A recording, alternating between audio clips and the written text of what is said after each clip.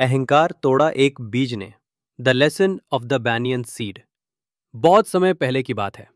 महान ऋषि उद्दालक का एक पुत्र था, श्वेतकेतु। जब वो 12 वर्ष का हुआ तो पिता ने उसे गुरुकुल भेज दिया। वहां उसने पूरे 12 वर्षों तक वेद और शास्त्रों का अध्ययन किया। जब 24 वर्ष की आयु में वो घर लौटा तो चेहरे पर आत्मविश्वास के साथ साथ अहंकार की छाया भी थी। वो सोचता था, अब मैं सब जानता हूं। लेकिन पिता उद्दालक ने बेटे की इस स्थिति को भांप लिया।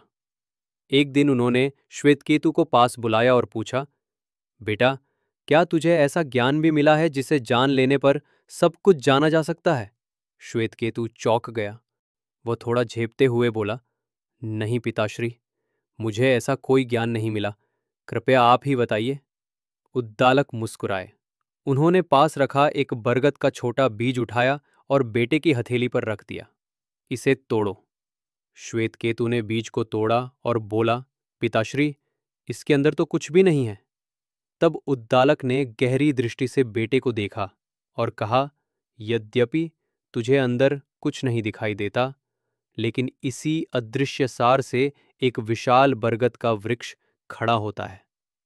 बेटा, यही है जीवन और ज्ञान का रहस्य। सत्य हमेशा आंखों से दिखाई नहीं देता, वो भीतर छुपा होता है, और जिसे जान लेने पर सब कुछ जाना जा सकता है, वही असली ज्ञान है। श्वेतकेतु नतमस्तक हो गया।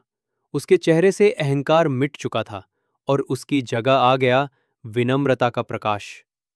सच्चा ज्ञान वही है जो हमें अहंकार से मुक्त कर दे और गहराई में झांकने की दृष्टि दे। आज की दुनिया में सिर्फ डिग्रियां और जानकारी काफी नहीं।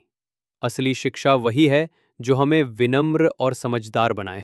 Knowledge isn't old, it's timeless. ऐसी ही कहानियां पाना चाहते हैं तो जुड़े रहिए नियो विचार के साथ। भारत की जड़ों को मजबूत करने के लिए आप भी सहायक बने। इस वीडियो को लाइक करें और अपने परिवार और मित्रों के साथ शेयर करें।